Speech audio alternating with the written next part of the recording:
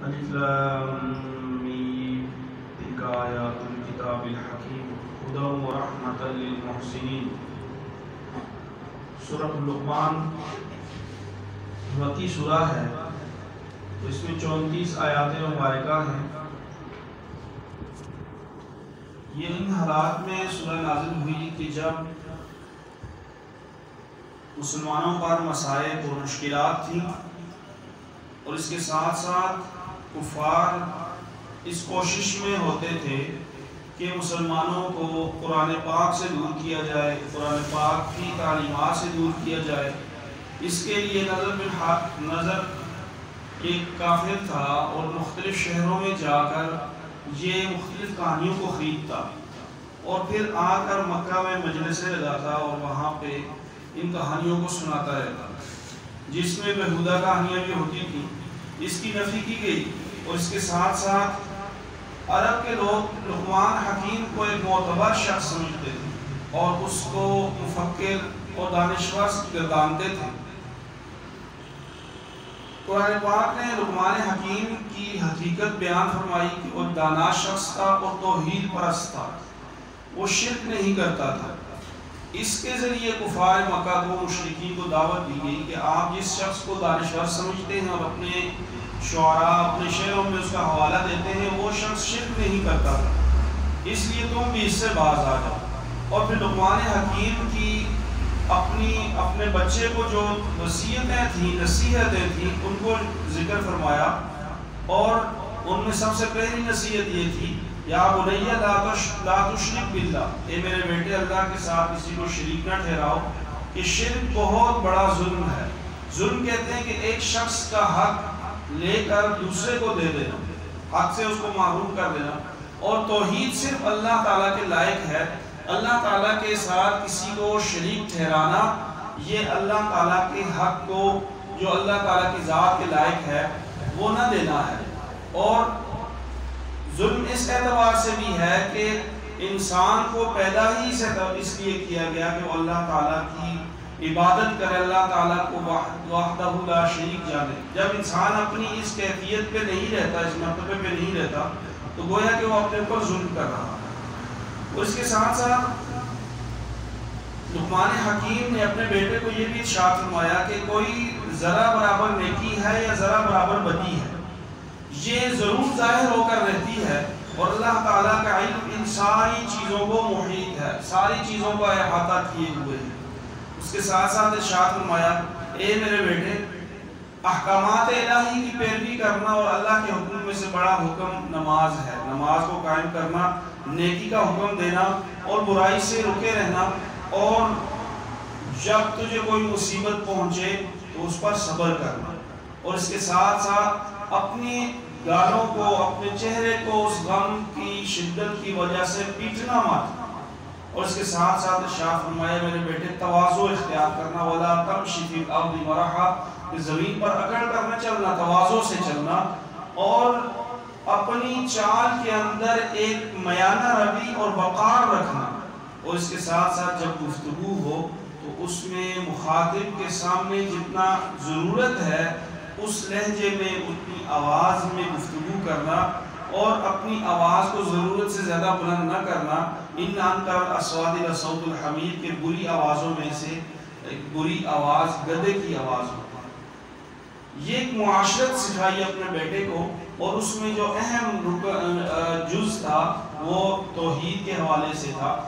اس کے ساتھ ساتھ 5 ایسی چیزیں سورہ مبارکہ میں ذکر فرمائی کہ جو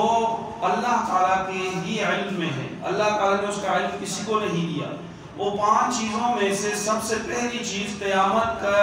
علم ہے کہ قیامت کب آئے گی۔ 5 چیزیں ایسی ہیں کہ ان کا علم کسی انسان کے پاس نہیں۔ سب سے پہلی چیز کہ قیامت کب آئے گی، دوسرا بارش کب ہوگی، بارش زمین پر کب برسے گی، اس کا علم بھی اللہ تعالیٰ کے پاس ہے، اور رحم مادر کے اندر کیا ہے، یعنی وہ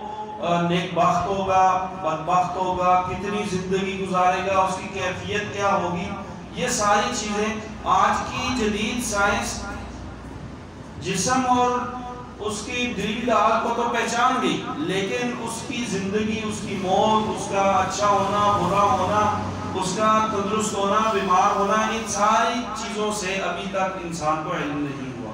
وما تدری نفس ماذا تکسب غدا، کہ کل انسان اٹھ کے کیا کرے گا، اس کا علم بھی کسی انسان کو۔ ہر روز انسان اپنی منصوبہ بندی کرتا ہے، لیکن صبح جب اٹھتا ہے تو ایک نیا معاملہ اس کے سامنے آ جاتا ہے اور سارے کا سارا اس کا پلاننگ وہ دری کی دری رہ جاتی ہے۔ اور اسی طرح کسی انسان کو یہ نہیں پتا کہ وہ کس جگہ پہ جا کے وفات پائے گا۔ یہ 5 چیزیں ایسی ہیں کہ ان کا علم اللہ کے پاس ہے اور اللہ تعالیٰ علیم و خبیر ہے۔ سورہ سجدہ، اس سورہ مبارکہ کے اندر اسلام کی جو بنیادی عقائد ہیں ان میں عقیدہ آخرت، دوبارہ اٹھائے جانے والا جو عقیدہ ہے، اور قیامت کے دن کے احوال کو بیان کیا کہ یہ 1000 سال کے برابر ہوگا۔ اب 1000 سال کی کیا کیفیت ہوگی یہ اللہ تعالیٰ بہتر جانتے ہیں۔ اور اس کے ساتھ ساتھ اس دن 2 طرح کے طبقے ہو جائیں گے، ایک تو نیک لوگوں کا طبقہ ہوگا اور ایک فاسق گناہگاروں کا اور کافروں کا طبقہ ہوگا۔ اور نیک لوگ جو ہوں گے وہ اللہ تعالیٰ کی نعمتوں میں ہوں گے، اور اس کے ساتھ ساتھ جو بدکار ہیں اور جو لوگ کفر جنہوں نے اختیار کیا وہ اللہ تعالیٰ کی ناراضگی میں اللہ کے عذاب کا شکار ہوں گے۔ اور یہ ارشاد فرمایا افمن کان مؤمنا کمن کان فاسقا لا یستوون، کہ کیا ایمان والے اور گناہگار یہ برابر ہو سکتے ہیں؟ ہرگز نہیں ہو سکتے۔ سورۃ الاحزاب، اس سورہ مبارکہ میں غزوہ احزاب کا تذکرہ ہے، غزوہ بنو قریظہ کا تذکرہ ہے، اور اس کے ساتھ ساتھ تہذیب الاحکام ہے، یعنی احکام جو معاشرے کے اندر مختلف طرح کے رواج تھے، مختلف طرح کی عقائد تھے، ان کی نفی کی گئی اور حقیقت کی طرف رہنمائی کی گئی۔ سب سے پہلے یہ ارشاد فرمایا کہ تقوی اختیار کرو، اور دوسری بات یہ ارشاد فرمائی کہ اللہ تعالیٰ نے کسی بھی انسان کے دل میں، سینے میں 2 دل نہیں رکھے۔ مکہ کے لوگ کہتے تھے کہ جو طاقتور انسان ہو اس کے 2 دل ہیں، اس کی نفی فرمائی۔ اور اس کے ساتھ ساتھ اگر کوئی اپنی والدہ سے یا اپنی بیوی سے زہار کر لیتا، زہار کا مطلب یہ ہے کہ اس کو اپنی ماں سے تشبیہ دے دیتا، تو کفار مکہ کے لوگ یہ کہتے تھے کہ اس نے اپنی ماں سے اپنی بیوی کو تشبیہ دے دی ہے تو اب یہ حرام ہوگی ہمیشہ ہمیشہ کے لیے۔ حقیقت یہ ہے کہ یہ حرام نہیں ہوتی، یہ لغو بات ہے۔ اور اس کے ساتھ ساتھ اگر کوئی اپنا منہ بولا بیٹا کسی کو بنا لیتا تو وہ یہی سمجھا جاتا تھا کہ یہ حقیقی بیٹا ہے اور وراثت میں بھی اس کو حصہ دیا جاتا تھا۔ اس کی نفی فرمائی گئی کہ یہ تمہارا اسلامی بھائی ہے، اخ ہے، لیکن اسے وراثت کے اندر کوئی حق حاصل نہیں ہے۔ اس کے ساتھ ساتھ نبی پاک صلی اللہ علیہ وسلم کا امت میں مرتبہ اور آپ کے ازواج کا مرتبہ ارشاد فرمایا کہ آپ صلی اللہ علیہ وسلم امت پر سب سے زیادہ حق رکھتے ہیں، اور اس کے ساتھ ساتھ آپ کے ازواج مطہرات وہ مومنین کے لیے، ایمان والوں کے لیے ماؤں کا درجہ رکھتی ہیں۔ غزوہ احزاب یہ 3را غزوہ ہے، اور غزوہ احد اور بدر کے اندر کفار کو جب شکست ہوئی انہوں نے اب ایک بہت بڑا اتحاد قائم کیا، جس میں پورے عرب کے کافر جمع ہوئے، سب قبائل جمع ہوئے، اور مدینہ پر انہوں نے چڑھائی کرنی تھی، اور اس اعتبار سے کرنی تھی کہ مدینہ کو بالکل تہس نہس کر دیتے۔ نبی پاک صلی اللہ علیہ وسلم نے مشاورت بلائی اور مشورہ کیا کہ کیا کیا جائے۔ سلمان فارسی رضی اللہ تعالیٰ نے مشورہ دیا کہ ہمارے ہاں جب یہ کیفیت ہوتی تھی فارس میں، ایران میں، تو ہم شہر کے ارد گرد خندق کھود دیتے تھے، اور دوسرا جو حملہ اور لشکر ہوتا تھا شہر میں داخل ہی نہیں ہو سکتا تھا، تو ہمیں بھی ایسا ہی کرنا چاہیے۔ اور یہ رائے صائب تھی اور اس کو منظور کیا گیا، اور نبی پاک صلی اللہ علیہ وسلم نے اپنے جانثار صحابہ کے ساتھ مل کر 1 ہفتے کے اندر اس ساری خندق کو شہر کے ارد گرد کھود دیا، اور یوں شہر کا دفاع کیا گیا۔ یہاں پہ ایک معاملہ یہ پیش آیا کہ یہود کے ساتھ معاہدہ تھا، ہجرت کے بعد نبی پاک صلی اللہ علیہ وسلم نے جب مدینہ منورہ میں ریاست قائم فرمائی تو یہاں پہ ان کے ساتھ معاہدہ ہوا کہ ہم ایک دوسرے کے دشمنوں کو ایک دوسرے کے خلاف مدد نہیں دیں گے، لیکن اس غزوہ کے موقع پر یہود مدینہ نے مسلمانوں کی پیٹھ پیچھے چھرا گھونپا اور ان یہودیوں کی مدد کی، تو یہ ایک وعدہ خلافی کی، انہوں نے ہاتھ توڑا ان کا ایک معاملہ۔ اور دوسرا معاملہ یہ تھا کہ اللہ تعالیٰ نے مسلمانوں کی، نبی پاک صلی اللہ علیہ وسلم کی کیسے مدد کی؟ تیز ہوائیں چلی اور خوف کافروں کے دلوں میں پیدا ہوا، اور ایسی تیز ہوائیں چلی کہ انہوں نے ان کے خیموں کو ہی کھاڑ دیا اور جانور رسیاں توڑ کے بھاگ گئے، اور یوں یہ ایک مہینے سے زائد کا عرصہ محاصرہ کرنے کے بعد یہ واپس ناکام لوٹے تو نبی پاک صلی اللہ علیہ وسلم کو اس کامیابی کے بعد فوراً وحی ہوئی کہ بنو قریظہ نے اپنا عہد توڑا ہے، اس لیے ان کو سبق سکھایا جائے، اور نبی پاک صلی اللہ علیہ وسلم نے وہیں سے بنو قریظہ پر حملہ کیا اور ان کے بہت سارے لوگوں کو قتل کر دیا، بہت ساروں کو قیدی کر دیا، اور یوں ان کو بنو قریظہ اور بنو نذیر کا جو مدینہ بدری ہے وہ اسی موقع پر ہے۔ اس کے ساتھ ساتھ نبی پاک صلی اللہ علیہ وسلم کی ازواج مطہرات کے حوالے سے ایک واقعہ پیش آیا کہ ازواج مطہرات تو آپ صلی اللہ علیہ وسلم کی تندرستی کے اور خوشحالی کے ہر زمانے کے اندر آپ صلی اللہ علیہ وسلم کے ساتھ راضی رہی، لیکن جب فتوحات ہونے لگی تو دل میں داعیہ پیدا ہوا کہ جب عام لوگوں کو مال غنیمت مل رہا ہے تو خمس ہمیں بھی ملتا ہے، تو اس میں سے ہم آپ صلی اللہ علیہ وسلم سے مطالبہ کریں کہ ہمیں کچھ آسودگی کے لیے مزید مال و دولت دیا جائے۔ لیکن آپ صلی اللہ علیہ وسلم کی ازواج ہونے کی وجہ سے، اولو العزم نبی کی ازواج ہونے کی وجہ سے ان کا مرتبہ بھی ایسا تھا اور عظیمت بھی ایسی تھی۔ اصول ہے کہ حسنات الابرار سیئات المقربین، مقربین جو لوگ قرب والے لوگ ہوتے ہیں ان کے اصول علیحدہ ہوتے ہیں، اور جو نیک لوگ ہوتے ہیں ان کے اصول علیحدہ ہوتے ہیں۔ جو نیک لوگ اپنے لیے نیکیاں سمجھتے ہیں، مقربین جو اللہ کے قرب والے لوگ ہوتے ہیں، اگر یہ نیکیاں وہ کریں تو ان کی نیکی اس درجے کی شمار نہیں ہوتی۔ نبی پاک صلی اللہ علیہ وسلم کے ازواج ہونے کا ناطہ یہ تھا کہ نبی پاک صلی اللہ علیہ وسلم کے ساتھ جس طرح آپ علیہ السلام نے فقر کو پسند کیا ایسی ہی زندگی گزارنی ہے۔ تو آپ صلی اللہ علیہ وسلم پر وحی نازل ہوئی کہ آپ انہیں بلا لیجئے اور ان کے سامنے دونوں صورتیں رکھ لیجئے، اگر دنیا کی زیب و زینت چاہیے تو وہ تمہیں دے دی جائے گی، لیکن تمہیں میری جو رفاقت ہے، زوجیت کا جو اعزاز ہے، یہ ختم ہو جائے گا تم سے، اور میری طرف سے پھر تمہیں فارغ ہونے کا اور میری طرف سے علیحدگی کا اعلان ہوگا۔